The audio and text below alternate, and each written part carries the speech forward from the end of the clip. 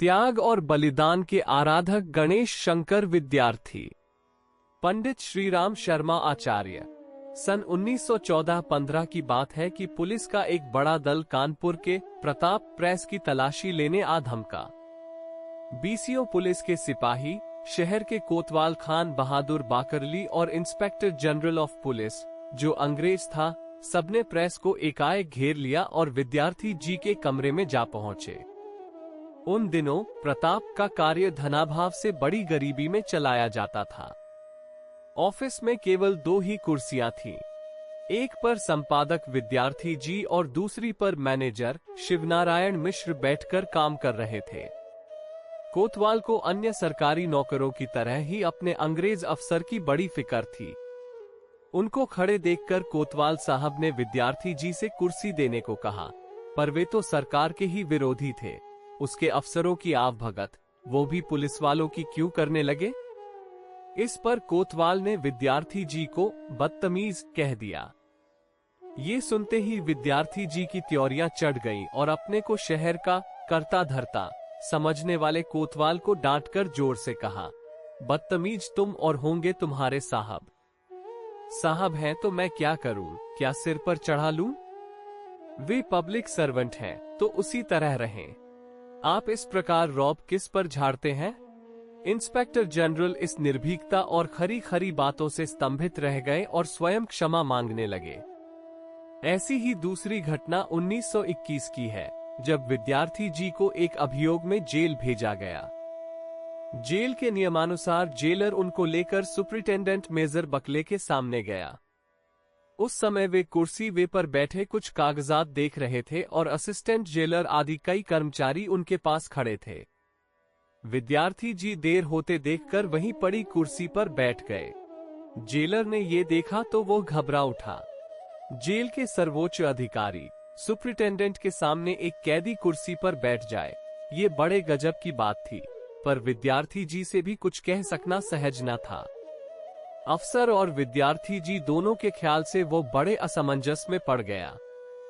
तभी उसे कुछ उपाय सूझ गया और उसने एक बाडन को भेजकर विद्यार्थी जी से कहलाया, अभी आप चलिए, साहब काम में फंसे हैं। जब जरूरत होगी तब आपको बुला लिया जाएगा। इस पर विद्यार्थी जी बैरक में चले गए और जेलर की जान बची। गरीबी का जीवन। इस प्रकार राष्ट्रीय सम्मान का प्रश्न उठने पर बड़े बड़े अंग्रेज अफसरों के सम्मुख निर्भीक व्यवहार करने वाले गणेश शंकर विद्यार्थी जी सन 1890 से 1931 खानदान और आर्थिक हैसियत की दृष्टि से एक सामान्य व्यक्ति थे। उनके पिता श्री जयनारायण ग्वालियर के एक मिडिल स्कूल में मास्टर थे। उनको बहुत थोड़ा वेतन मिलता था, इसलिए जब 15 वर्ष की आयु में विद्यार्थी जी ने मिडिल पास किया, तभी उनको कोई काम तलाश करने कानपुर भेज दिया गया। कानपुर एक बड़ा व्यवसाय नगर था। वहां विद्यार्थी जी के बड़े भाई पहले से ही नौकरी कर रहे थे। उस समय भाई ने यह इच्छा प्रकट की कि गणेश जी कुछ दिन और पढ़ लें, कम से कम मैट्रिक की परीक्षा तो पास कर ही लें। इसलिए उन्होंने पुस्तकें खरीदवाकर और खर्च की कुछ व्यवस्था करके उनको घर वापस भेज दिया। इस तरह बड़े भाई की प्रेरणा और सहायता से 2 वर्ष में मैट्रिक की परीक्षा पास कर ली। उसके बाद में स्वेच्छा से कॉलेज की पढ़ाई के लिए इलाहाबाद की कायस्थ पाठशाला में नाम लिखाया, पर खर्च की व्यवस्था न हो सकने से 6-7 महीने बाद उसे छोड़ दिया। घर की आर्थिक समस्या को हल करने के लिए नौकरी करना आवश्यक था, इसलिए कानपुर आकर कोई काम ढूंढने लगे और कुछ दिन प्रयत्न करने के पश्चात करेंसी ऑफिस में 30 रुपये मासिक पर क्लर्क हो गए। पर सरकारी नौकरी करने के साथ ही विद्यार्थी जी में साहित्य और राजनीति की लगन भी पैदा हो गई थी। इसलिए जब करेंसी ऑफिस के कार्य से अवसर मिलता तो कोई पुस्तक या समाचार पत्र पढ़ने लग जाते। एक दिन वहां के अंग्रेज अफसर ने ऐसा न करने का हुक्म दिया तो आपने तुरंत इस्तीफा दे दिया। फिर कई महीने कोशिश करके पृथ्वीनाथ हाई स्कूल में 20 रुपये मासिक की मास्टरी प्राप्त की। यहाँ भी जब हेडमास्टर ने कर्मयोगी साप्ताहिक, जो कि उस समय एक प्रसिद्ध क्रांतिकारी पत्र माना जाता था, स्कूल के भीतर लाने और पढ़ने से रोका तो इस नौकरी को भी ठोकर मार दी।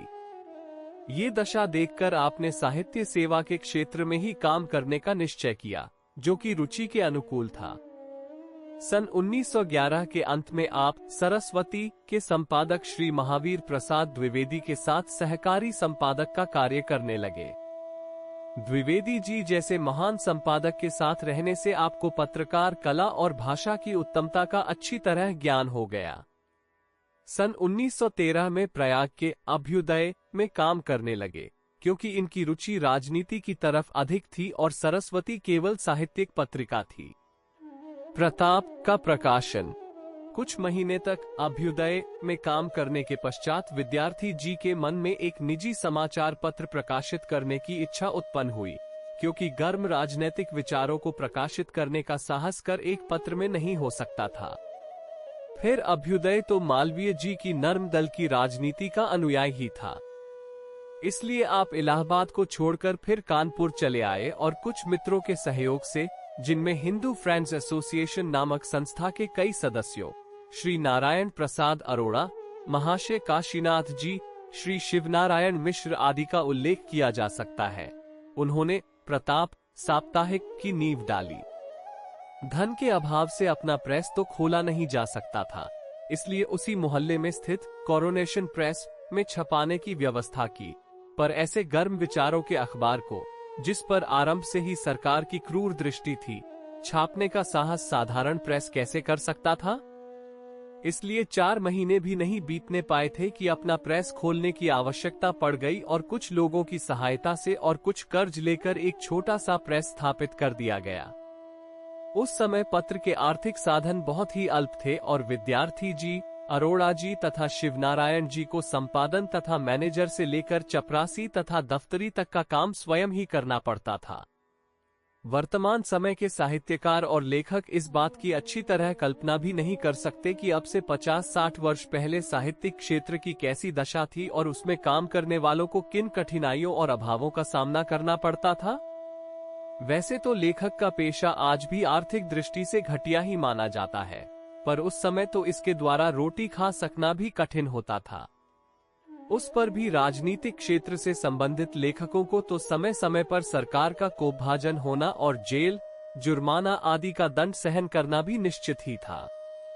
सरस्वती जैसी साहित्यिक पत्रिका और अभ्युदय जैसे सौम्य राजनीति वाले पत्र में विद्यार्थी जी चाहते तो क्रमशः उन्नति करते हुए एक साहित्य महारथी बन सकते थे, पर उनका उद्देश्य केवल जीवन निर्वाह का साधन प्राप्त कर लेना नहीं था।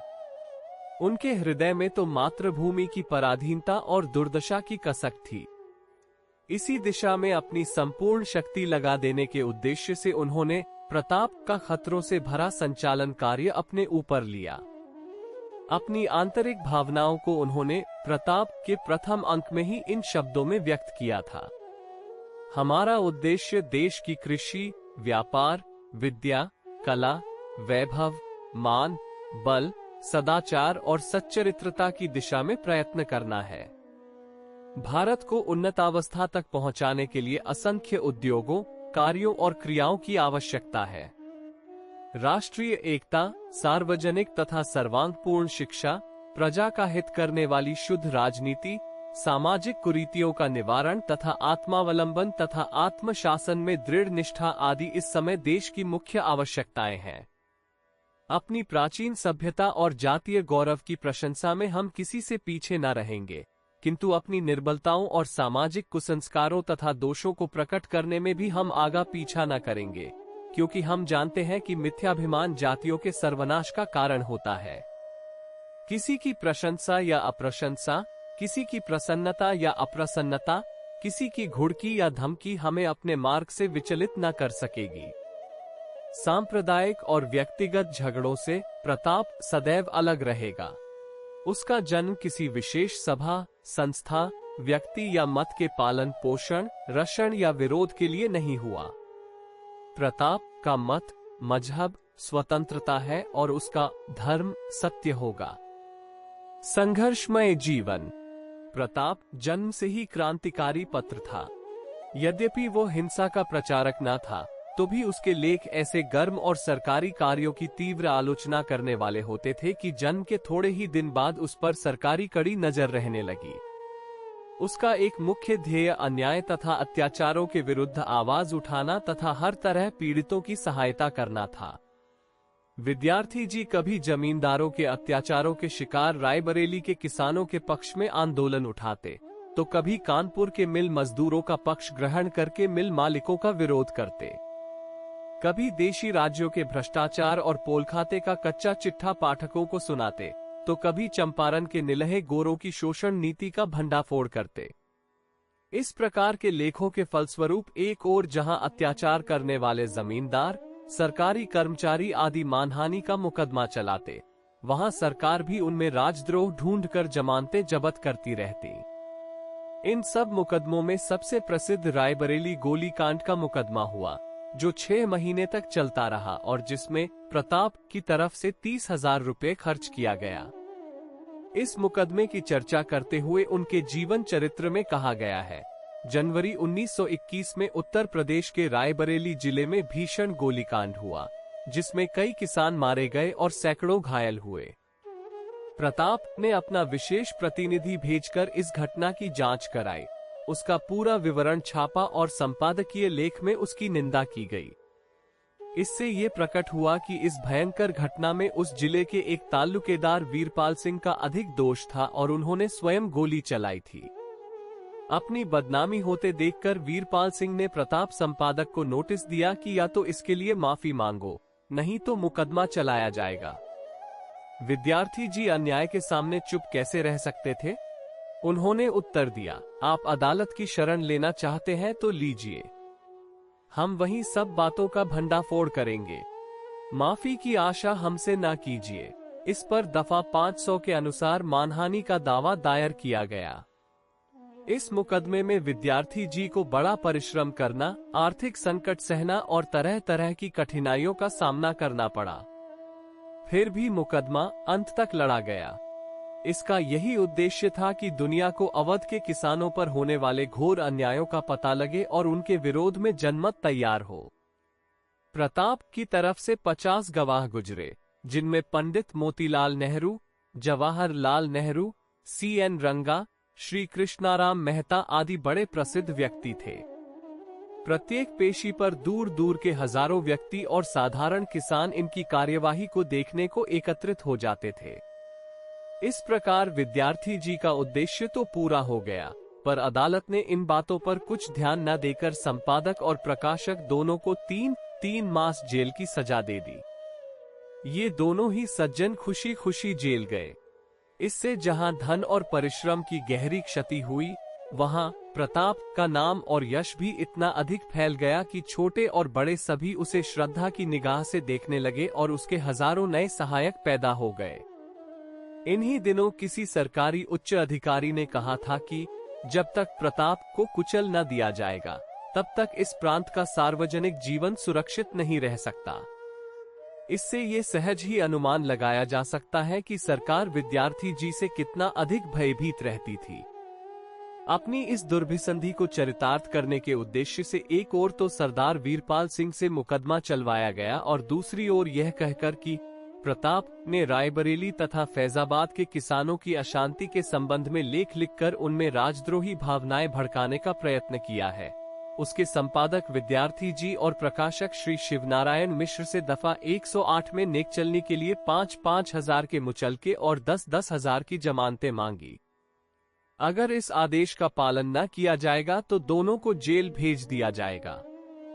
अब प्रताप के लिए और भी कठिन समस्या उत्पन्न हो गई। अगर सरकार उसके किसी भी लेख में कोई भी झूठी या सच्ची एक भी आपत्तिजनक बात बतला दे तो 30,000 रुपए का दंड सहन करना पड़े। इसलिए इन दोनों ने प्रताप को इस संकट से बचाने के लिए अपने पदों से इस्तीफा दे दिया। ऐसा करने से मुचलकों और जमानत की जिम्मेदारी उनकी व्यक्तिगत हो गई। यद्यपि विद्यार्थी जी इस सरकारी आदेश को मानना नहीं चाहते थे, पर जब तक रायबरेली वाला मुकदमा चल रहा था, उनका बाहर रहना आवश्यक था। इसलिए दोनों ने मुचलके और जमानत के आदेश की पूर्ति कर दी। 6 महीने बाद जब रायबरेली के मुकदमे का फैसला हो गया तो विद्यार्थी जी अपना मुचलका और जमानत रद्द करा के जेल चले गए। प्रताप के ऊपर प्रहार। इस प्रकार सरकार प्रताप को कुचलने के लिए एक के बाद दूसरा प्रहार करती रही। कई बार उसकी जमानतें जब्त की गई। उसके ऊपर क्रिमिनल लॉ ऑर्डिनेंस का प्रयोग करके 6 महीने के लिए उसका प्रकाशन बंद कर दिया गया। चाहे जब चेतावनी दिया जाना तो साधारण बात थी ही। इस तरह के संकटों के तूफानों के बीच पत्र को चलाते जाना मामूली काम न था। उस समय न जाने कितने बड़े बड़े राजनीतिक पत्रों को बंद हो जाना पड़ा। गांधी जी के नवजीवन और यंग इंडिया पत्र भी उस तूफान की चपेट में आ जाने से स्थगित कर दिए गए, पर विद्यार्थी जी ने अपने साहस, बलिदान और कुछ मित्रों की सहायता से प्रताप को जीवित रखा और सरकार के प्रहारों का प्रतिकार करते हुए उसका विरोध करते ही रहे। उनके त्याग और मातृभूमि के लिए कष्ट सहन ने कानपुर की जनता और धनी व्यवसायियों में श्रद्धा का ऐसा भाव उत्पन्न कर दिया था कि वे भी इसे जीवित रखने के लिए सहायता करने को सदैव प्रस्तुत रहते थे। इस प्रकार घोर संकटों और आपत्तियों का जीवन व्यतीत करते हुए विद्यार्थी जी ने 18 वर्ष तक प्रताप के द्वारा देश में जो जागृति उत्पन्न की और सरकार तथा उसके अधिकारियों का जो भंडाफोड़ किया, उससे उस पत्र का सम्मान कितना अधिक बढ़ गया, उसकी कल्पना भी आजकल के पाठक नहीं कर सकते। इस समय तो समाचार पत्र का प्रकाशन केवल एक पेशा बन गया है और बड़े बड़े पूंजीपतियों अथवा बड़ी कंपनियों द्वारा उनका संचालन होता है। संपादक का कार्य भी प्रायः एक नौकरी की दृष्टि से किया जाता है। 6 या 7 घंटा दफ्तर की कुर्सी पर बैठकर लिखने पढ़ने का कार्य पूरा करने से उत्तरदायित्व पूरा हो जाता है, पर उस युग में जब पत्र संपादन और संचालन का पुरस्कार बंधे हुए वेतन के बजाय प्रायः जेल, जुर्माने और मुकदमों के रूप में मिलता था, इस क्षेत्र में डटे रहना साधारण श्रेणी के लेखकों का काम न था। स्वयं विद्यार्थी जी को इन 18 वर्षों में 5 बार जेल यात्रा करनी पड़ी और न मालूम कितने मुकदमों और मानहानि की नालिशों में दौड़ धूप करनी पड़ी। लोग आश्चर्य करते थे कि इस दुबली पतली काया में इतनी सहिष्णुता और तेजस्विता कहां से आ गई कि शक्तिशाली ब्रिटिश गवर्नमेंट के लगातार प्रहार भी इसको दबा सकने में असमर्थ सिद्ध हो रहे हैं। देशी राज्यों में जागृति का प्रयत्न। एक तरफ विद्यार्थी जी अंग्रेजी सरकार से लोहा ले रहे थे और दूसरी ओर देशी राज्यों के राजाओं से भी उनका संघर्ष होता रहता था। उन दिनों इन राजाओं की रियासतों में जैसी अंधेरगर्दी मची रहती थी और प्रजा के साथ जिस प्रकार भेड़ बकरियों का सा व्यवहार किया जाता था, उसका वर्णन इतने छोटे से स्थान में कर सकना संभव नहीं। ये राजा लोग चाहे योग्य हों या अयोग्य, अपनी रियासत में उनकी आज्ञा ही कानून थी। ये प्रजा की संपत्ति को अपनी ही समझते थे। सरकारी खजाने का रुपया तो उनके बाप का ही था, इसलिए किसी शौक, दुर्व्यसन या भोग विलास में उसे बेदर्दी के साथ फूंक डालना उनके लिए साधारण बात थी। कई पुरानी रियासतों में तो हजारों लोगों को वास्तव में गुलामों की सी दशा में रखा जाता था और उनको राजा साहब अथवा उनके जागीरदारों, छोटे राजाओं की सेवा करने के सिवाय और कोई कार्य कर सकने की स्वतंत्रता न थी। प्रताप में उसके जन्मकाल से ही देशी रियासतों के विरुद्ध शिकायतें छपने लगी थीं। विद्यार्थी जी के पिता स्वयं ग्वालियर रियासत में नौकर थे और इनका पालन पोषण और शिक्षण वहीं हुआ था, इसलिए वे रियासती प्रजा की दुर्दशा, कष्टों से भली प्रकार परिचित थे। रियासतों के निवासियों में इतना भी साहस न था कि अपने ऊपर होने वाले अत्याचारों की सूचना भी बाहर वालों को दे सकें। यदि किसी ने भूल से या जोश में आकर ऐसा काम कर भी डाला तो उसकी शामत आ जाती थी। ब्रिटिश भारत में तो अपने विरोधी को दंड देने के लिए फिर भी अदालती कार्यवाही की जाती थी और अभियुक्त को भी वकील आदि रखकर पैरवी का अवसर दिया जाता था, पर रियासतों में किसी को भी राजा साहब या मंत्री आदि की आज्ञा से बिना मुकदमा चलाए ही महीनों तक जेल के सींगचों में बंद रखा जा सकता था। इसलिए जो लोग ऐसे समाचार भेजते थे वे अपना नाम, पता आदि गुप्त ही रखते थे और प्रताप संचालक भी उसे कभी किसी के सामने प्रकट करने को तैयार नहीं होते थे। कितने ही अवसरों पर वे अपने विशेष प्रतिनिधि द्वारा ऐसी अन्यायपूर्ण घटनाओं का हाल मालूम कराते थे। प्रताप की इस नीति का ये परिणाम हुआ कि उन्हें रियासतों की ओर से सदा धमकियां और चेतावनियां दी जाती थीं। ग्वालियर, उदयपुर, जयपुर, जोधपुर, इंदौर आदि अनेक राज्यों में उसका प्रवेश बंद कर दिया गया। फिर भी उसने अपना काम बंद नहीं किया और उसके प्रचार कार्य के फलस्वरूप कितने ही राज्यों में थोड़े बहुत सुधार भी किए गए। बिजोलिया, उदयपुर के आंदोलन के संबंध में तो उसने इतना अधिक कार्य किया कि वह एक ऐतिहासिक वस्तु बन गया। इस आंदोलन में नेता श्री विजय सिंह पथिक को इस संबंध में सबसे अधिक सहयोग प्रताप से ही मिला और अंत में वे उसी की सहायता से मेवाड़ में किसानों की दशा का कुछ सुधार कराने में सफल हुए। देशी राज्यों का आंदोलन धीरे धीरे भरतपुर, अलवर, सिरोही, बूंदी, बीकानेर आदि सभी रियासतों में फैल गया।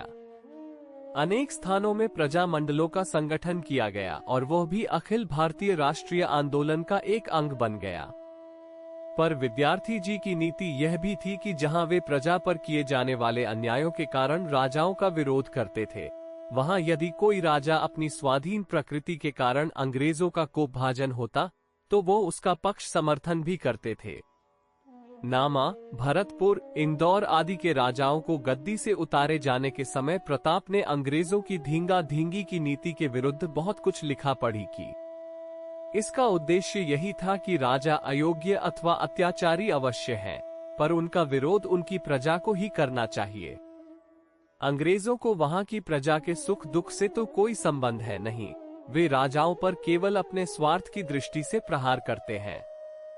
अन्यथा इंदौर, भरतपुर आदि के शासकों से भी अधिक शिकायतें पटियाला आदि के शासकों के विरुद्ध सुनने में आती थीं, पर चूंकि वे अंग्रेजी अधिकारियों की खुशामद करते रहते थे, इसलिए उन शिकायतों को दरगुजर कर दिया जाता था। न्याय का पक्ष लेकर अन्याय का विरोध करना ही सत्पुरुषों का धर्म है। जो लोग सार्वजनिक क्षेत्र में निजी मामलों को स्थान देते हैं, जिससे प्रेम हो उसकी प्रशंसा और जिससे विरोध हो उसकी निराधार निंदा ही जो करते रहते हैं, उनकी बातों का प्रभाव कभी अधिक समय तक नहीं टिक सकता। सत्यमेव जयते का सिद्धांत ही अटल और कल्याणकारी है। सत्य मार्ग पर चलने वाला आज नहीं तो कल अपने उद्देश्य में सफल मनोरथ होता है, पर जो अपना स्वार्थ सिद्ध करने की निगाह से झूठ मूठ किसी की निंदा या स्तुति करते हैं, वे अधिक समय तक कार्य क्षेत्र में नहीं टिक सकते और अंत में जनता द्वारा तिरस्कृत भी होते हैं। देशी राज्यों का आंदोलन करते समय आपकी ईमानदारी की भी बड़ी परीक्षा ली गई। जैसा सब जानते हैं कि अन्याय और भ्रष्टाचारी जिस प्रकार स्वयं धन वैभव के लिए कैसे भी कुकृत्य करते रहते हैं, वैसा ही विचार उनका अन्य लोगों के विषय में भी होता है। उनकी धारणा होती है कि रुपये से प्रत्येक व्यक्ति खरीदा जा सकता है और चांदी के जूता से हर तरह का काम पूरा किया जा सकता है। इसलिए उन्होंने आरंभ में धन की रिश्वत देकर ही विद्यार्थी जी का मुंह बंद करना चाहा, क्योंकि वे ये जानते थे कि प्रताप बड़ी गरीबी की दशा में चलाया जा रहा है और विद्यार्थी जी की गृहस्थी का निर्वाह भी कठिनता से होता है। प्रताप के आरंभिक जीवन काल में छोटी बड़ी अनेक रियासतों की तरफ से विद्यार्थी जी को आर्थिक सहायता का प्रलोभन दिया गया, पर उनकी दृष्टि में इस प्रकार अनैतिकता द्वारा प्राप्त नोटों का मूल्य रद्दी कागज के टुकड़ों से भी कम था। कितने ही राजा रईसों के प्रतिनिधियों या उनके परिचितों ने कानपुर आकर या पत्र व्यवहार द्वारा विद्यार्थी जी से यह प्रार्थना की कि वे उन रियासतों के संबंध में नरमी से काम लें। इसके लिए वे उनका यथोचित सत्कार करने को प्रस्तुत हैं, पर इस संबंध में तो प्रत्यक्ष घटना ग्वालियर में हुई। उसका वर्णन निस्संदेह बड़ा मनोरंजक और शिक्षाप्रद है। इस विषय में उनके जीवन चरित्र लेखक श्री देवव्रत शास्त्री ने लिखा है। एक बार एक प्रसिद्ध देशी राज्य ग्वालियर के संबंध में प्रताप में कुछ शिकायतें छपी। इस राज्य के शासक विद्यार्थी जी से परिचित थे और उनको अपना ही आदमी समझते थे, इसलिए आपने विद्यार्थी जी को अपने यहाँ बुलाया। वे सदा की तरह अपना एक मामूली हैंडबैग उठाकर चल दिए। स्टेशन पर जो राज कर्मचारी उनको लेने आए थे, वे इधर उधर भागते हुए उनको ढूंढ रहे थे। विद्यार्थी जी के एक साथी ने इस बात को समझकर उनसे पूछा, आप किसे ढूंढ रहे हैं? उत्तर मिला, कानपुर के एडिटर साहब को। जब ज्ञात हुआ कि मामूली कपड़े पहने ये दुबला पतला सा आदमी एडिटर साहब है, तो उनके आश्चर्य का ठिकाना न रहा। वे आज तक यह नहीं जान सके थे कि अपने हाथ में हैंडबैग लटकाए और थर्ड क्लास में यात्रा करने वाला कोई व्यक्ति महाराज का मेहमान हो सकता है। जब महाराज से भेंट हुई तो देखा कि प्रताप में छपी हुई शिकायतें उनके सामने मेज पर रखी हैं। विद्यार्थी जी को देखकर महाराज खड़े हो गए और व्यंग्युक्त ढंग से कहने लगे, तशरीफ रखिए, मैं इस राज्य का स्थान आपके लिए खाली करने को तैयार हूं। आप अपने उसूलों के मुताबिक राज्य कीजिए। विद्यार्थी जी मुस्कुराते हुए एक कुर्सी पर बैठ गए तो महाराज ने फरमाया, मुझे इस बात का अभिमान था कि हमारी रियासत के एक होनहार व्यक्ति ने बाहर जाकर खूब नाम कमाया, पर आपके पेपर ने हमारे ही ऊपर सितम कर डाला। महाराज साहब की व्यंग और खुशामद की बातों का तो विद्यार्थी जी पर कोई असर न पड़ा, पर जब वहां मौजूद सब कागजात को देखकर उनको मालूम हुआ कि समाचार भेजने वाले संवाददाता ने कुछ बातें भूल से लिख दी हैं, तो उन्होंने कहा, मैं इसका भ्रम संशोधन प्रतिवाद छापने को तैयार हूं। अगर इसके पहले भी आप उस शिकायती पत्र का प्रतिवाद भेज देते तो मैं उसे जरूर प्रकाशित कर देता। उन कागजातों में एक मामला ऐसा निकल आया जिसके संबंध में विद्यार्थी जी महाराज से सहमत न हो सके और कहा, इस आदमी के साथ तो आपने न्याय नहीं किया। महाराज ने संकोच से कहा, खैर, और फिर चुप हो गए। अगले दिन जब विद्यार्थी जी चलने लगे तो मंत्री जी ने उनको कुछ रुपया देते हुए कहा, यह आपका मार्ग व्यय है। विद्यार्थी जी ने उनको अस्वीकार करते हुए कहा, इसकी जरूरत नहीं मंत्री, परंतु मुझे आज्ञा मिली है कि आपको मार्ग व्यय दे दिया जाए। विद्यार्थी जी, मैं यहाँ अपने काम से सत्यासत्य की जांच करने के लिए आया हूँ। ऐसी दशा में मेरे लिए आपसे राह खर्च लेना ठीक नहीं। घर में आई हुई लक्ष्मी का इस प्रकार तिरस्कार करते देखकर मंत्री जी ने कहा, आप इसका ख्याल न करें, हमारी रियासत गरीब नहीं है जनाब, हमारा प्रताप भी गरीब नहीं है। और यह कहकर वे वहां से चल दिए। जब ये घटना महाराज को बतलाई गई तो वे नाराज हो गए और अपनी रियासत में प्रताप के आने पर रोक लगा दी। एक अन्य बड़ी रियासत के शासक के साथ भारत सरकार बड़ी जबरदस्ती कर रही थी। उनको गद्दी से हटाने के लिए अनेक प्रकार के दोषारोपण किए जा रहे थे। विद्यार्थी जी ने इस अन्यायपूर्ण व्यवहार के खिलाफ प्रताप में कई लेख लिखे और एक आंदोलन खड़ा कर दिया। जब ये खबरें महाराज साहब को मिली तो उन्होंने कुछ धन विद्यार्थी जी को भेंट करना चाहा, परंतु इन्होंने यही उत्तर दिया कि अन्याय अत्याचार का विरोध हम अपना कर्तव्य समझकर करते हैं, उसके लिए कोई पुरस्कार नहीं ले सकते। राजा साहब ने जब यह उत्तर सुना तो वे इनके त्याग और निस्वार्थ सेवा पर बड़ा आश्चर्य करने लगे। इसी प्रकार जब एक रियासत के संबंध में प्रताप में आंदोलन किया जा रहा था तो विद्यार्थी जी के एक परिचित मित्र वहां के महाराज के पास पहुंचे और यह कहकर, मैंने आपके लिए प्रताप में इतना आंदोलन कराया है, 10,000 रुपया वसूल कर लाए।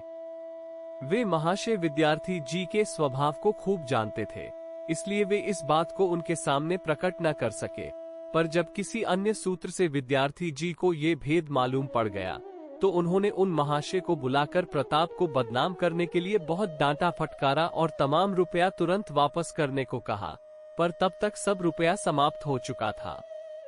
महाशय जी ने बहुत माफी मांगी। विद्यार्थी जी ने उसी समय महाराज को पूरा समाचार लिख दिया और प्रताप की नीति और स्थिति भी अच्छी तरह समझा दी। विद्यार्थी जी की निस्पृहता देखकर राजा साहब चकित रह गए। विद्यार्थी जी का स्वाध्याय प्रेम। जैसा ऊपर कहा जा चुका है कि विद्यार्थी जी आर्थिक कठिनाइयों के कारण उच्च शिक्षा प्राप्त न कर सके थे और 17-18 साल की आयु में ही उनको नौकरी की तलाश करते हुए इधर उधर भटकना पड़ा। फिर भी उन्होंने अपने ज्ञान भंडार को इतना बढ़ा लिया कि उनके संपादकत्व में प्रताप समस्त हिंदी पत्रों में अग्रणी बन गया तथा उनकी रचनाएं हजारों व्यक्तियों को प्रेरणा का स्रोत बन गईं। इसका आधार उनका स्वाध्याय प्रेम ही था। वे बाहर रहे या जेल में, उन्होंने अपना समय कभी बेकार नहीं गंवाया। सदा कुछ न कुछ पढ़ते ही रहे। करंसी ऑफिस की नौकरी और पृथ्वीनाथ हाई स्कूल की मास्टरी उन्होंने इसी कारण छोड़ी क्योंकि वहां के व्यवस्थापक उनकी स्वाध्याय संबंधी प्रवृत्ति में बाधक सिद्ध हुए। पर विद्यार्थी जी को स्वाध्याय का विशेष अवसर जेल प्रवास के समय ही मिलता था। वहीं पर उन्होंने Stuart Mill, Spencer, Rousseau, Maupassant, Ruskin, Carlyle, Tolstoy, Thoreau, Shakespeare, Upton Sinclair, Bernard Shaw, Anatole, H.G. Wells आदि यूरोप, अमेरिका के सब विद्वानों और विचारकों की रचनाएं पढ़ी और अपने साहित्यिक तथा राजनैतिक ज्ञान को पुष्ट बनाया। जेल में ही उन्होंने विक्टर ह्यूगो की 93 और लॉ मिजरेबल्स उपन्यासों का अनुवाद किया।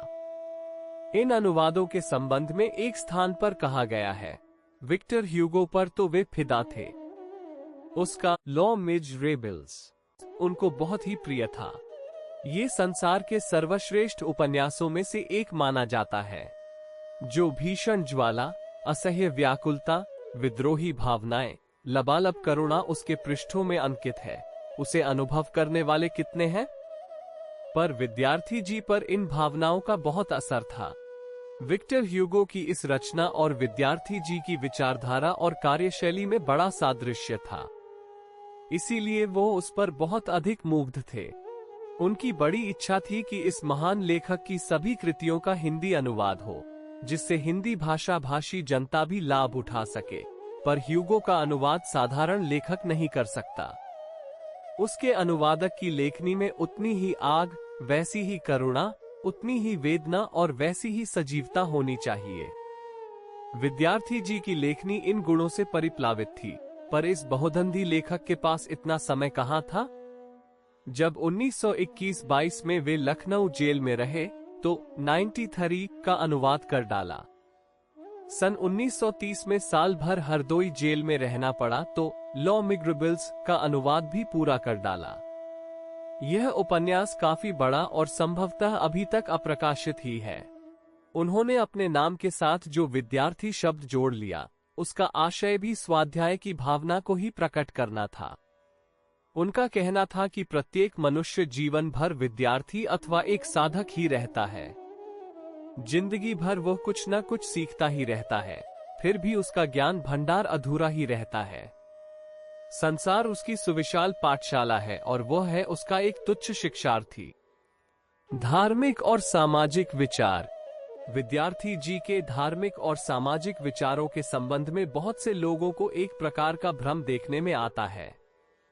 वैसे तो उस समय अधिकांश राजनीतिक कार्यकर्ताओं की तरह वे स्वतंत्र विचारों के प्रतीत होते थे और पुराने विचार वालों को उनकी बातें और व्यवहार नास्तिकों का सा जान पड़ता था।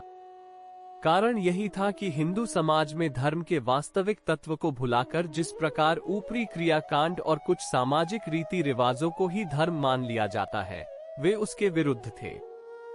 वे धर्म को बाहरी दिखावे की चीज नहीं मानते थे और किसी भी अन्य धर्मानुयायी से परहेज या घृणा नहीं करते थे। इसलिए सामान्य लकीर पीटने वाले यही समझा करते थे कि वे धर्म कर्म को नहीं मानते, पर वास्तव में आंतरिक दृष्टि से वे सच्चे ईश्वर भक्त और धर्मपरायण थे। वे इस संबंध में गांधी जी के निम्नलिखित विचारों को ही धर्म के संबंध में अपना आदर्श स्वीकार करते थे। मनुष्य का चाहे वह कितना ही महान क्यों न हो, कोई काम तब तक कभी सफल और लाभदायक न होगा जब तक उसको कोई प्रमाणिक धार्मिक आधार न मिले। यहाँ धर्म शब्द से मेरा तात्पर्य उस धर्म से नहीं है जो आप संसार के समस्त धर्म ग्रंथों को पढ़कर सीखते हैं। जिस धर्म से मेरा तात्पर्य है वो मस्तिष्क द्वारा ग्रहण नहीं किया जा सकता, बल्कि उसका संबंध हृदय से है। इस धर्म भावना को चाहे हम किसी बाहरी सहायता से प्राप्त करें और चाहे आत्मिक उन्नति द्वारा जागृत करें, पर यदि हम किसी काम को उचित रीति से करना चाहें तो हमको ये धर्म भाव अवश्य जागृत करना पड़ेगा। वास्तव में धर्म के मर्म को हृदयंगम करने के लिए यह विचारधारा बहुत लाभयुक्त है। जो लोग धर्म के मूल तत्व को नहीं समझते या अपने स्वार्थ की दृष्टि से उस पर ध्यान नहीं देते और थोड़ा बहुत ऊपरी क्रियाकांड करके ही अपने को धार्मिक मानने लग जाते हैं, वे या तो दंभी होते हैं या मूढ़। सत्य धर्म का संबंध हृदय से ही रहता है और जो उसे समझ लेता है वो फिर किसी धर्म का विरोध या अपमान नहीं करता। वो स्वयं अपने समाज के अनुसार ही बाह्य आचरण करता है और अपनी नियमित प्रणाली द्वारा ईश्वर की पूजा उपासना भी करता रहता है, पर उनके कारण न तो वह किसी का विरोधी बनता है और न कोई ऐसा कार्य करता है जिससे अन्य लोग उसके विरोधी बन जाएं। वह सदैव इस बात को दृष्टिगोचर रखता है कि जब सभी लोगों का ईश्वर एक ही है तो फिर आपस में बैर विरोध रखने की क्या आवश्यकता है? धर्म संबंधी इन्हीं सुनिश्चित विचारों के कारण विद्यार्थी जी हिंदू समाज की कितनी ही हानिकारक प्रथाओं जैसे खान पान संबंधी छुआछूत, अस्पृश्यता आदि को नहीं मानते थे। उन्होंने एक अछूत को अपने प्रेस में ठहरा लिया था और प्रायः उसी से पानी मंगाकर पीते थे। एक बार जब उनको राष्ट्रकवि श्री मैथिली शरण गुप्त के यहाँ जाने का अवसर प्राप्त हुआ तो उन्होंने दाल रोटी खाने की इच्छा प्रकट की। गुप्त जी साग और पूरी बनवाना चाहते थे, पर विद्यार्थी जी दाल रोटी के लिए ही जिद करते थे। तब गुप्त जी के काकाजी ने कहा, अच्छी बात है, ब्राह्मण से कच्ची रसोई बनवा दो। विद्यार्थी जी ने कहा, नहीं काकाजी, मैं चौके में बना भोजन ही करूंगा। हम लोग तो भ्रष्ट हो गए हैं। घर के भीतर स्त्रियों ने जब ये बात सुनी तो उन्हें भी बड़ा आश्चर्य हुआ कि एक वैश्य के घर की कच्ची रसोई कोई कायस्थ भला कैसे खाएगा। उन्होंने कहा, क्यों किसी की जात लेना चाहते हो? पर विद्यार्थी जी में इन बातों को हंसी में टालकर घर का बना भोजन ही किया। गुप्त जी का कहना है कि विद्यार्थी जी उनसे कहा करते थे कि तुमको भी हम भ्रष्ट बना लेंगे। यद्यपि गुप्त जी अपने ग्रामीण वातावरण के प्रभाव से बाहरी रूप से खान पान के पुराने नियमों को न तोड़ सके, पर सदैव कहते रहे कि विचारों की दृष्टि से मैं उनका अनुयायी बन चुका हूँ। नवयुवकों को देशभक्ति की प्रेरणा। विद्यार्थी जी ने जब प्रताप का प्रकाशन आरंभ किया वे 22-23 वर्ष के युवक ही थे और राजनीति की दृष्टि से गर्म विचारों के थे। इसलिए केवल Lokmanya Tilak, Mahatma Gandhi, Mrs Annie Besant के अनुयायी बनकर कांग्रेस, होम रूल लीग आदि का ही कार्य नहीं करते थे, वरन क्रांतिकारी नवयुवकों से भी उनका परिचय रहता था। कानपुर क्रांतिकारी आंदोलन का एक प्रमुख केंद्र था। वहां से बटुकेश्वर, विजय कुमार, राम दुलारे आदि कितने ही क्रांतिकारी निकले। इन सबको आगे बढ़ाने में विद्यार्थी जी यथाशक्ति सहायता पहुंचाते रहते थे। चंद्रशेखर आजाद और भगत सिंह जैसे देश प्रसिद्ध क्रांतिकारियों को भी वे अपने यहाँ आश्रय देते थे। भगत सिंह तो सन 1924 में महीनों तक बलवंत सिंह नाम रखकर प्रताप संपादकीय विभाग में काम करते रहे। परंतु कुछ दिनों के पश्चात काकोरी कांड हुआ, जिसमें कानपुर के प्रायः सभी क्रांतिकारी पकड़ लिए गए। इस मुकदमे में भी विद्यार्थी जी ने हर तरह से सहायता पहुंचाई। प्रताप केवल क्रांतिकारियों में लेख आदि ही प्रकाशित नहीं करता था, बल्कि वहां से रूस, चीन, आयरलैंड के स्वतंत्रता संग्रामों के संबंध में छोटी बड़ी कई पुस्तकें भी निकाली गईं। स्वतंत्रता के पुजारी देवी जोन का चरित्र और प्रवासी भारतवासियों पर होने वाले अत्याचारों के संबंध में बनारसीदास जी चतुर्वेदी की रचना आदि कोई न कोई पुस्तक वहां से ऐसी निकलती ही रहती थी, जिससे नवयुवकों में देश प्रेम की भावना बढ़े और वे मातृभूमि के उद्धार के लिए अपनी पूर्ण शक्ति अर्पण करने को तैयार हों। इन्हीं सब कारणों से सरकारी अधिकारी विद्यार्थी जी को संदेह की निगाह से देखते थे और उन पर बहुत सख्त निगाह रखते थे। पर इस खतरे की परवाह न करके वे सदा ऐसे जान पर खेलने वाले युवकों की तन मन धन से सहायता करते रहे और वैसा ही प्रेरणादायक साहित्य भी प्रस्तुत करते रहे। सच तो ये है कि वे अपनी अंतरात्मा में स्वयं भी पक्के क्रांतिकारी थे। चाहे प्रताप जैसे बड़े प्रकाशन कार्य के भार और घर गृहस्थी की जिम्मेदारियों के कारण वे पिस्तौल और बम लेकर विदेशी शासकों से लड़ने को खड़े न हुए, पर वे सर पर कफन बांधकर मातृभूमि के उद्धारार्थ आगे बढ़ने वालों की कितनी कदर करते थे और उनके लिए कितनी गहरी आत्मानुभूति रखते थे, इसका कुछ अनुमान सन 1927 में काकोरी के शहीदों के प्रति लिखी गई इन पंक्तियों से मिल सकता है। वे विद्रोह के पुंज हैं। वे भारतवर्ष की अंतः अग्नि की चिनगारियां हैं। उनकी मां है उनकी, जो आज फांसी की रस्सी गले में लटकाकर मस्ती का गीत गाते हैं। साल के भीतर त्योहार भी आएंगे, उत्सव भी आएंगे, मेले भी होंगे और खेल तमाशे भी होंगे। उस वक्त ये माँ क्या कहेंगी? और आप जानते हैं कि साल में 2 त्योहार कैसी मुश्किल से कटेंगे, राखी और भैया दूज। राखी और भैया दूज के अवसर पर इन घरों में न जाने क्या होगा। मुन्नी की आंखें भैया को खोजेंगी और अम्मा की आंखें लल्ला को। सजी हुई थाली में घुली हुई रोली सूख जाएगी और राखी का वो प्यारा सूत प्रतीक्षा करते करते थक जाएगा। थाली भरी मिठाइयां यूं ही पड़ी ही रह जाएंगी। माँ का मुंह सूखा रह जाएगा और हम वैसे ही हंसेंगे, खेलेंगे और खाएंगे। इन थोड़ी सी पंक्तियों से जहां विद्यार्थी जी की स्वाभाविक और हृदय को स्पर्श करने वाली साहित्यिक शैली का दिग्दर्शन होता है, वहां इन आत्मोत्सर्ग करने वाले मातृभूमि के उपासकों के बलिदान के लिए उनके हृदय की सच्ची कसक और पीड़ा का पता भी चलता है। उनके अंतर में जलने वाली इसी आग का परिणाम था कि उन्होंने अपना बलिदान इन क्रांतिकारी युवकों से भी बढ़ी चढ़ी निर्भीकता से कर दिखाया। क्या हम इस सच्चे आत्मत्यागी से, आध्यात्मिकता की शक्ति को व्यवहारिक रूप में प्रकट करने वाले से कुछ शिक्षा ग्रहण करेंगे? उदारता का व्यवहार। विद्यार्थी जी ने आरंभिक जीवन में गरीबी का कष्ट सहन किया था और जीवन निर्वाह के लिए उन्हें बड़ा परिश्रम करना पड़ा था, इसलिए वे अभावग्रस्त लोगों की विपन्न परिस्थिति को खूब समझते थे। फिर उनका स्वभाव भी कुछ ऐसा पर दुख कातर था कि प्रत्येक व्यक्ति की, चाहे वो परिचित हो या अपरिचित, अपना पक्षपाती हो या विरोधी, सहायता करने को तैयार हो जाते थे।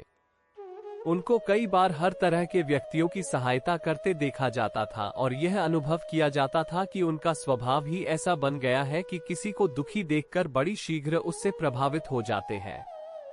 उनकी इस विशेषता का वर्णन करते हुए उनके जीवन चरित्र में ठीक ही कहा गया है, दूसरों के दुख को देखकर द्रवित हो उठना विद्यार्थी जी के जीवन का एक विशेष अंग था।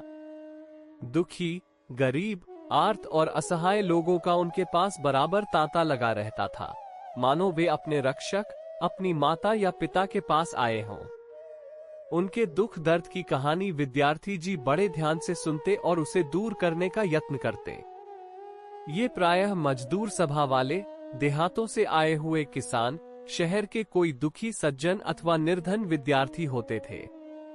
प्रताप प्रेस सदा ऐसे आर्त और असहायों का सहायक सदन बना रहता था। जिसे कहीं कोई सहारा न मिले, उसे प्रताप में सहारा मिल जाता और सहायता भी। भोजन के लिए तो मानो वहां सदावर्त ही खुला हुआ था। जेलों में बंद राजनीतिक कार्यकर्ताओं के निःसहाय परिवारों की वो सदा खोज खबर लेते रहते और मदद पहुंचाते रहते थे।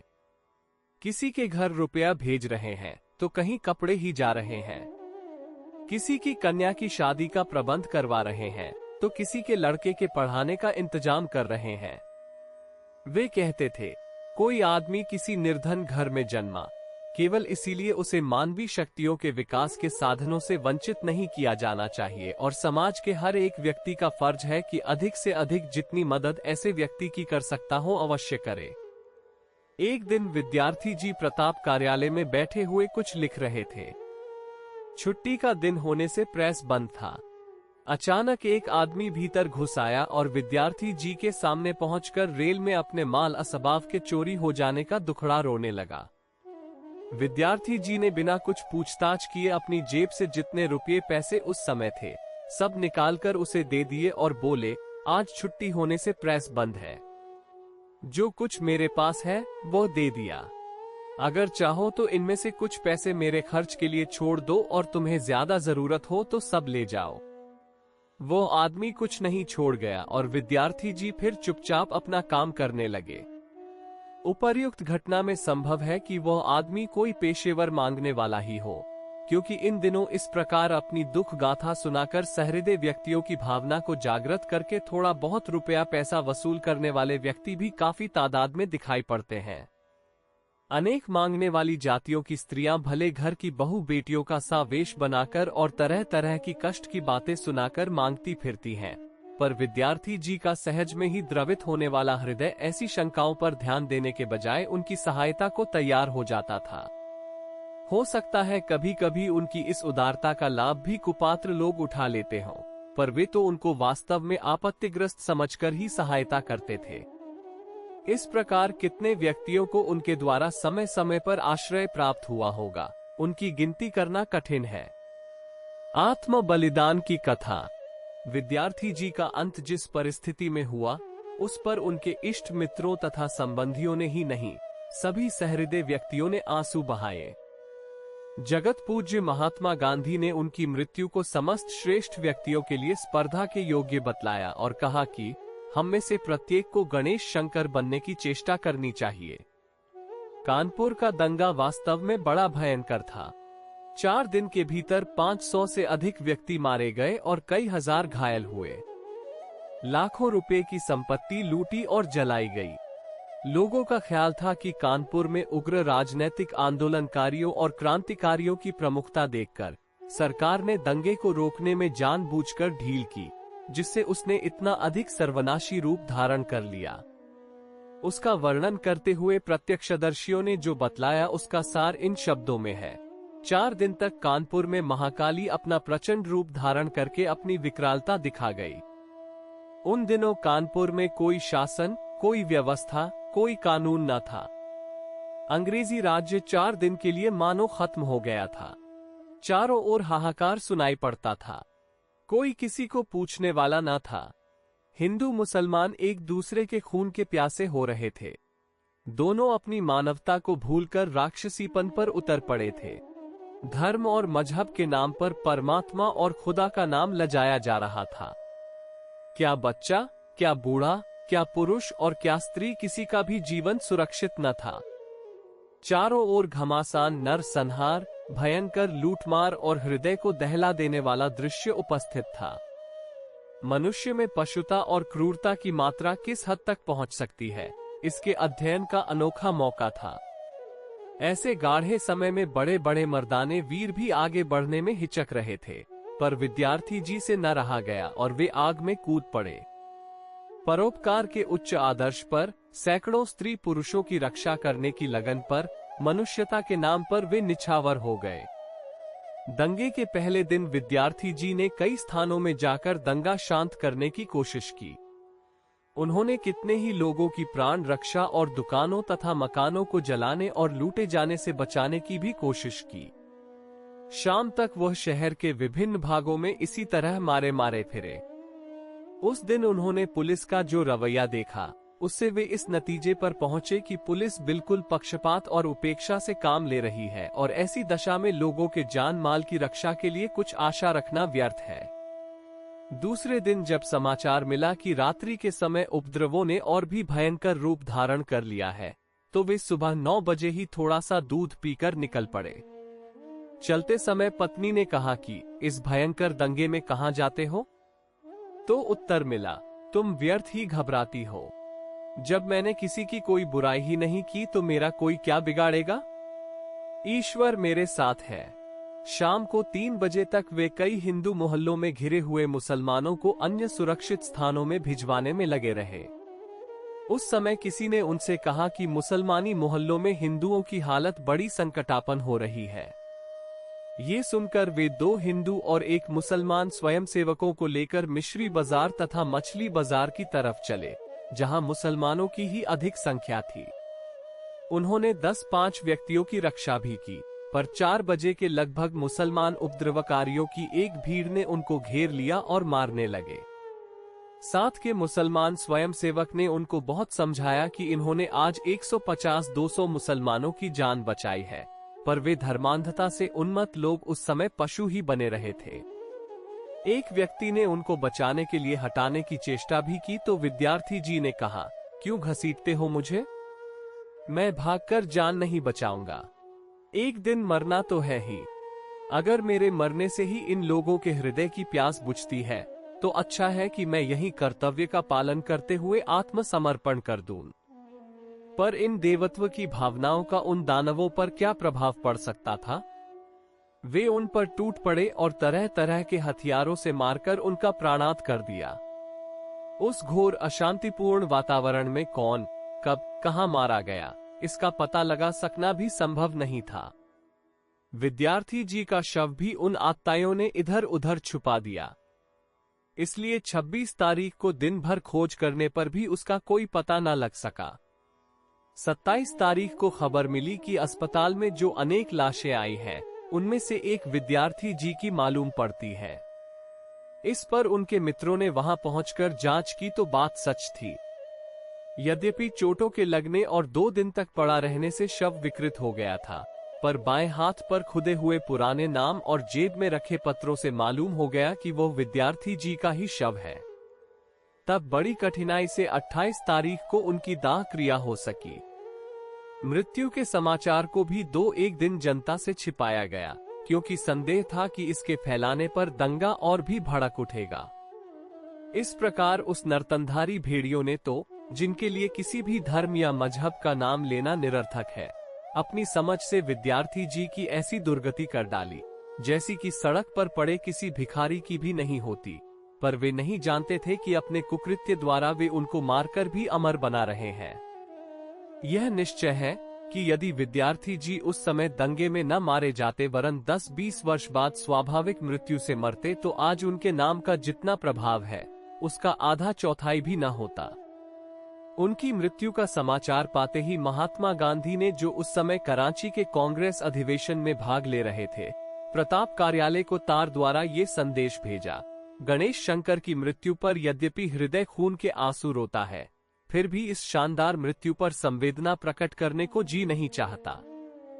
यह निश्चय है कि आज नहीं तो आगे किसी दिन उनका निष्पाप खून देश की समता को सुदृढ़ बनाएगा।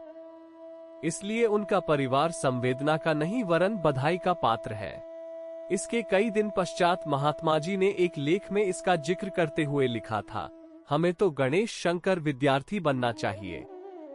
गणेश शंकर की तरह आप में से एक एक आदमी अपना शांति दल बना सकता है। लेकिन सवाल ये है कि विद्यार्थी जी जैसे कितने आदमी हैं? वो भले ही मर गया लेकिन उसकी आत्माहुति व्यर्थ नहीं गई। उसकी आत्मा मेरे दिल पर काम करती रहती है। मुझे जब उसकी याद आती है तो उससे ईर्ष्या होती है। इस देश में दूसरा गणेश शंकर क्यों नहीं पैदा होता है? हम थोड़ी देर के लिए मान सकते हैं कि उसकी परंपरा समाप्त हो गई, लेकिन वह इतिहास में अमर हो गया। उसकी अहिंसा सिद्ध अहिंसा थी। उसी की तरह कुल्हाड़ी के प्रहार सहते हुए मैं शांतिपूर्वक मरूं। एक तरफ से एक मनुष्य मुझ पर कुल्हाड़ी चला रहा हो, दूसरी तरफ से दूसरा बर्छी मारता हो, तीसरा लाठी मार रहा हो, चौथा लात घूंसे बरसाता जाता हो। ऐसी अवस्था में भी मैं खुद शांत रहूं, अन्य लोगों से शांत रहने को कहूं और स्वयं हंसता हुआ मरूं, ऐसा भाग्य मैं चाहता हूं। गणेश शंकर को ऐसा ही मौका मिला था, इसलिए उसकी याद आने से ईर्ष्या होती है। क्यों नहीं मुझे वो मौका मिलता? मुझे तो रह रहकर गणेश शंकर की याद आती है। उसी का आदर्श मैं आपके सामने रखता हूँ। जवाहरलाल नेहरू ने भी कराची में जब ये समाचार सुना तो लिखा, मेरा दिल बैठ गया, आंखों के सामने अंधेरा छा गया तथा ये यकीन नहीं आया कि गणेश शंकर गुजर गए। कांग्रेस की भीड़ में सन्नाटा छा गया, लेकिन रंज की क्या बात? गणेश शंकर जी जैसे जिए वैसे ही मरे। इससे अधिक कोई और क्या मांग सकता है कि अपने भाइयों और देश सेवा के लिए मौत का सामना कर सके और गणेश शंकर जी की तरह मरे। गणेश जी शान से जिए और शान से मरे। कराची कांग्रेस ने विद्यार्थी जी के संबंध में निम्नलिखित प्रस्ताव पास किया था। कानपुर के दंगों में युक्त प्रांतीय कांग्रेस कमेटी के अध्यक्ष श्री गणेश शंकर विद्यार्थी की जो मृत्यु हुई है, उसके लिए कांग्रेस को अत्यंत दुख हुआ है। विद्यार्थी जी अत्यंत त्यागी देश सेवकों में से थे और सांप्रदायिक भावना से सर्वथा मुक्त होने के कारण सभी दलों और संप्रदायों के प्यारे बन गए थे। उनके परिवार वालों के प्रति संवेदना प्रकट करते हुए कांग्रेस इस बात पर गर्व प्रकट करती है कि उसके एक प्रथम श्रेणी के कार्यकर्ता ने खतरे में पड़े लोगों के उद्धार और शांति स्थापन के प्रयत्न में अपने आप को बलिदान कर दिया। इसके कुछ ही समय बाद विद्यार्थी जी का एक स्मारक बनाने के लिए एक समिति नियुक्त की गई, जिसने एक अपील प्रकाशित करके जनता को बतलाया, गणेश शंकर विद्यार्थी हमारे देश के एक तेजोमय रत्न थे। कानपुर की लज्जाजनक दुर्घटना में उनके ऐसे लोकप्रिय कर्मवीर का उठ जाना शोकमय दुखदायी तो है ही, किंतु जिस वीरता से उनका अंत हुआ वो देश भर का सिर ऊंचा कर रही है। हिंदू मुस्लिम एकता की स्थापना में देश का ये सबसे बड़ा बलिदान हुआ है और देश के सामने एक नया आदर्श रख रहा है। गणेश शंकर जी की जीवनी और उनकी मृत्यु सदा देश की एक अमूल्य और प्यारी स्मृति रहेगी और लाखों लोगों को ठीक मार्ग पर रखने के लिए अंधेरे में प्रकाश दिखलाती रहेगी। गणेश शंकर का शरीर भस्म हो गया, किंतु उनके कृतज्ञ देशवासी उनकी कीर्ति को जीवित रखेंगे। कराची कांग्रेस के अवसर पर ही संयुक्त प्रांत के प्रतिनिधियों की एक समिति बनाकर स्मारक के संबंध में आवश्यक काम कर उसके सुपुर्द कर दिया था। उसने यह निश्चय किया कि देश से कम 1 लाख रुपया एकत्रित करके इस कार्य को पूरा किया जाए। इस अपील पर जवाहरलाल नेहरू, पुरुषोत्तम दास जी टंडन, सुंदरलाल, कृष्णकांत मालवीय, गोविंद वल्लभ पंत, श्री प्रकाश बाबू, शिव प्रसाद गुप्त आदि नेताओं के हस्ताक्षर थे। संयुक्त प्रांत की सरकारी काउंसिलों में भी विद्यार्थी जी के आत्मोत्सर्ग पर एक प्रस्ताव पास किया गया और प्रांतीय गवर्नर सर मैल्कम हेली ने उनकी प्रशंसा करते हुए शोक प्रकट किया। जो अंग्रेजी सरकार वर्षों तक विद्यार्थी जी को कुचलने का प्रयत्न करती रही, उसी के प्रतिनिधि द्वारा स्वर्गीय विद्यार्थी जी का ये सम्मान कविवर रहीम की उस उक्ति की याद दिलाता है, रहमन सांचे सूर को बैरही कर ही बखान। निस्वार्थ त्याग और बलिदान की महिमा। जिन विद्यार्थी जी को आरंभिक अवस्था में पढ़ाई की पुस्तकें और फीस आदि के अभाव से अध्ययन छोड़कर 20 रुपए की नौकरी के लिए महीनों चक्कर काटने पड़े, मरणोपरांत उनके लिए देश के सर्वोच्च नेताओं और सरकार द्वारा भी इस प्रकार सम्मानपूर्ण उद्गार प्रकट किया जाना सिद्ध करता है कि किसी की त्याग तपस्या और निस्वार्थ बलिदान कभी व्यर्थ नहीं जाता। जो व्यक्ति जीवन भर नगर की एक तंग गली में बने साधारण मकान में निवास करता रहा, बाद में उन्हीं के नाम पर कानपुर के सबसे प्रसिद्ध उद्यान का नाम गणेश शंकर विद्यार्थी पार्क रखा गया और महारानी विक्टोरिया के स्थान पर उनकी मूर्ति प्रतिष्ठापित की गई। वंश और वैभव की दृष्टि से एक सामान्य व्यक्ति का ऐसा राजा महाराजाओं और धन कुबेरों के लिए भी दुर्लभ सम्मान प्राप्त कर लेना, ये सिद्ध करता है कि सच्ची सेवा भावना और परोपकार में जीवन अवश्य ही प्रत्येक व्यक्ति को महान बना सकता है। विद्यार्थी जी चाहे पारिवारिक दृष्टि से निर्धन रहे हों, पर मानसिक स्थिति और व्यवहार की दृष्टि से उनको कभी कंगाल या दीन नहीं कहा जा सकता था। प्रत्येक अवस्था में उन्होंने अपना स्वाभिमान स्थिर रखा। अपनी आर्थिक स्थिति साधारण होते हुए भी वे दूसरे गरीबों और जरूरतमंदों की सहायता करने को सदा तैयार रहते थे। इस संबंध में उनका मनोभाव कैसा था, यह इस बात से स्पष्ट हो जाता है कि जब ग्वालियर रियासत के मंत्री ने उनको मार्ग व्यय के नाम पर एक बड़ी रकम भेंट करते हुए कहा कि हमारी रियासत गरीब नहीं है, तो उन्होंने तुरंत उत्तर दिया कि जनाब, हमारा प्रताप भी गरीब नहीं है। यद्यपि उस समय भी प्रताप का काम कुछ देश प्रेमियों की सहायता से ही चलता था, पर एक करोड़पति रियासत के प्रधान को उन्होंने निःसंकोच भाव से फटकार बता दी। पर फिर भी हम ऐसे व्यक्तियों को देखते हैं जिन्होंने सार्वजनिक कार्यों में कुछ भाग लिया है और वे सदा यही शिकायत करते रहते हैं कि दुनिया सेवा और स्वार्थ त्याग की कदर नहीं करती और देश तथा समाज सेवकों को सदा कष्ट ही सहन करना पड़ता है। हम उनके इस कथन को यहाँ तक तो ठीक मान सकते हैं कि सेवा मार्ग के पथिकों को प्रायः धनाभाव रहता है और जिन सांसारिक सुखों का उपभोग अधिकांश बड़े कहलाने वाले करते हैं, वे उनसे वंचित ही रहते हैं। पर ये शिकायत करने वाले सज्जन यह नहीं जानते कि सच्चे सेवाधर्मी इस प्रकार के धनाभाव और गरीबी के जीवन को उनकी तरह अभाग्य की बात नहीं समझते।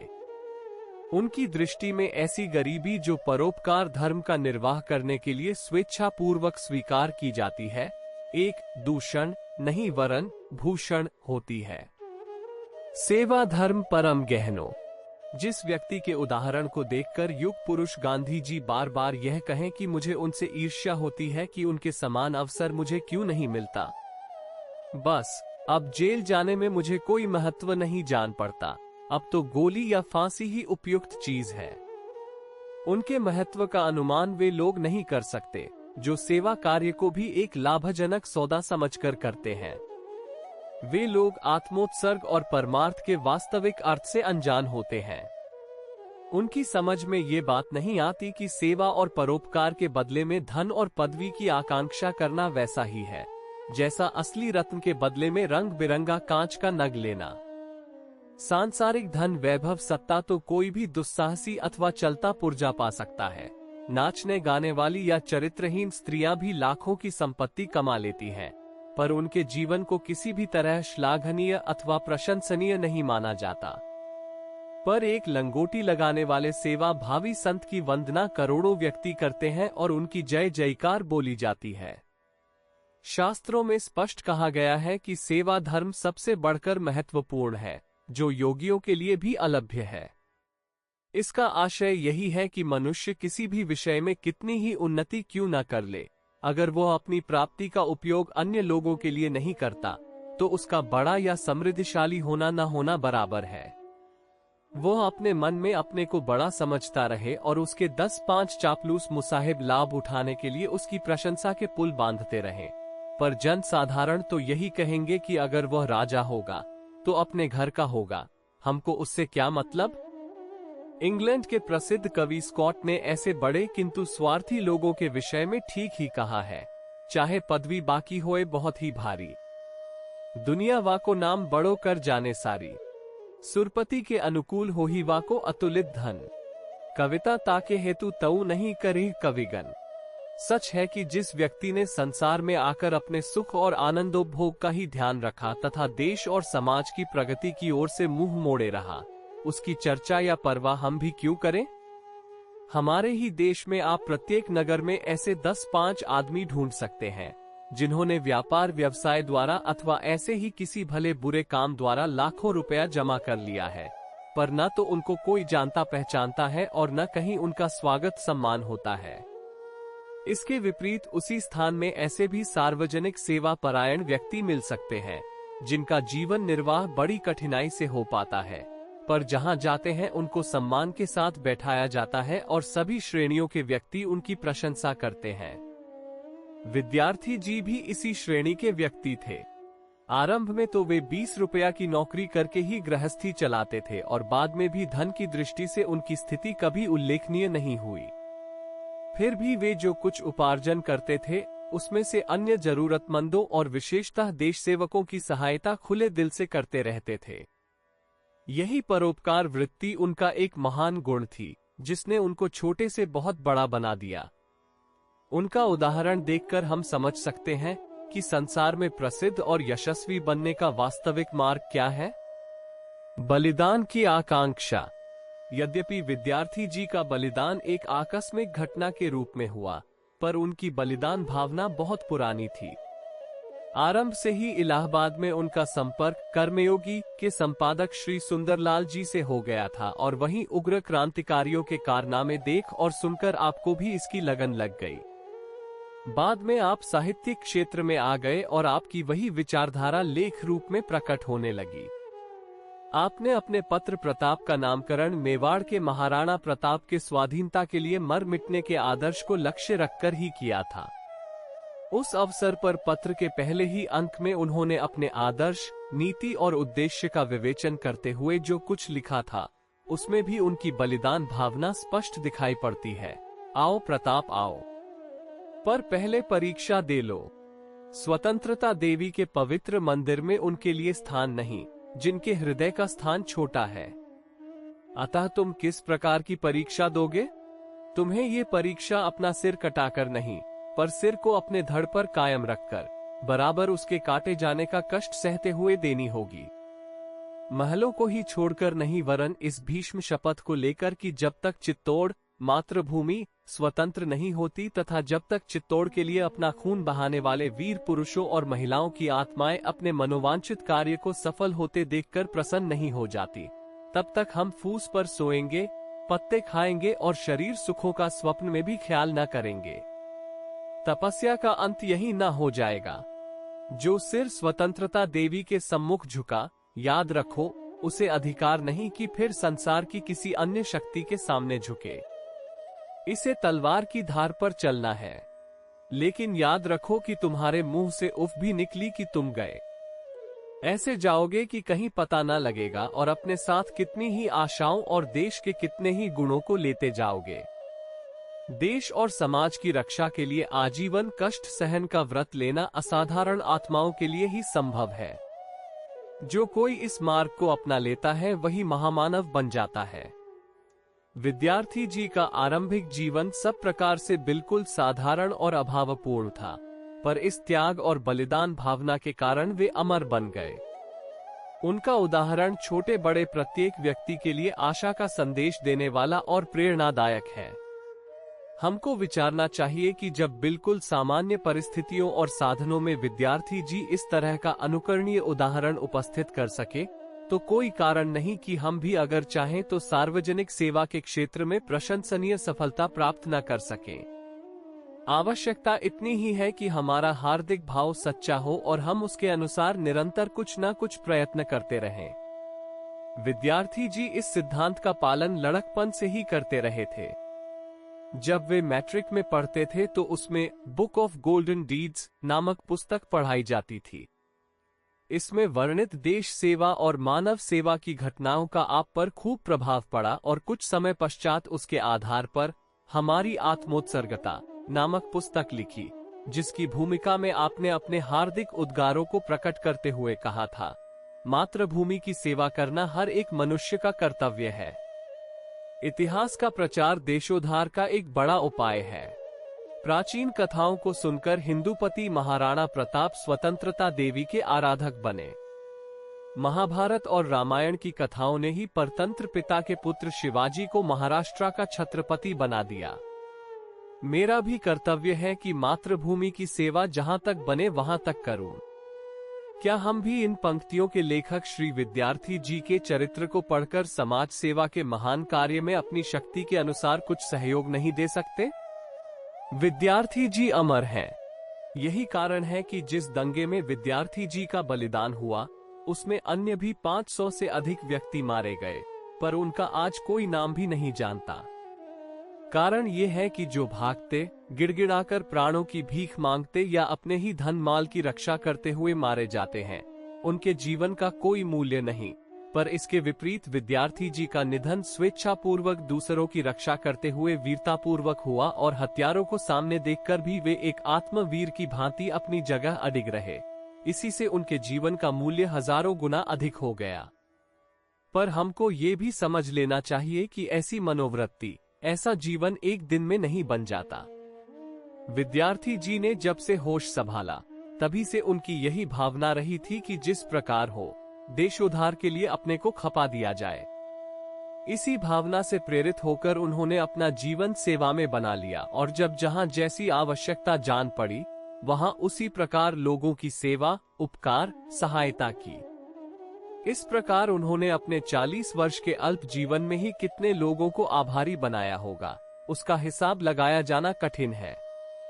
इसी तथ्य को सामने रखकर उनके बलिदान के अवसर पर विद्यार्थी जी को गुरु के तुल्य मानने वाले श्री बनारसी दास जी चतुर्वेदी ने श्रद्धांजलि अर्पण करते हुए कहा था, आज उस दीनबंधु के लिए किसान रो रहे हैं, कौन उनकी उदर ज्वाला को शांत करने के लिए आग में कूद पड़ेगा? मजदूर पछता रहे हैं, कौन उन पीड़ितों का संगठन करेगा? मवेशी खानों से भी बदतर देशी राज्यों के निवासी आज अश्रुपात कर रहे हैं, कौन उन मूक पशुओं को वाणी प्रदान करेगा? ग्रामीण अध्यापक रुदन कर रहे हैं, कौन अब दुखड़ा सुनेगा? राजनीतिक कार्यकर्ता रो रहे हैं, कौन उन्हें आश्रय देकर स्वयं आफत में फंसेगा? उनके कंधे से कंधा भिड़ाकर स्वातंत्र्य संग्राम में आगे बढ़ेगा?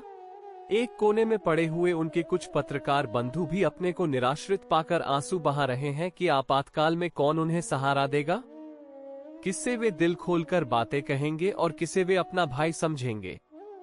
एक व्यक्ति में कितने गुण हो सकते हैं और यदि वह सच्चाई से काम करे तो अपने थोड़े से साधनों से भी संसार का कितना उपकार कर सकता है। इसके लिए विद्यार्थी जी का जीवन एक जीता जागता नमूना है। जो लोग धन, समय, योग्यता और सहायकों की कमी बताकर सेवा और परोपकार से मुंह मोड़ा करते हैं, वे उनके जीवन को देखकर यह निश्चय कर सकते हैं कि वे भी कुछ ऐसा कार्य अवश्य कर सकते हैं जिससे अन्य मनुष्य उनके जीवन को बहुमूल्य और प्रशंसनीय समझे। यही महानता का मार्ग है। मुद्रक, युग निर्माण योजना प्रेस, मथुरा।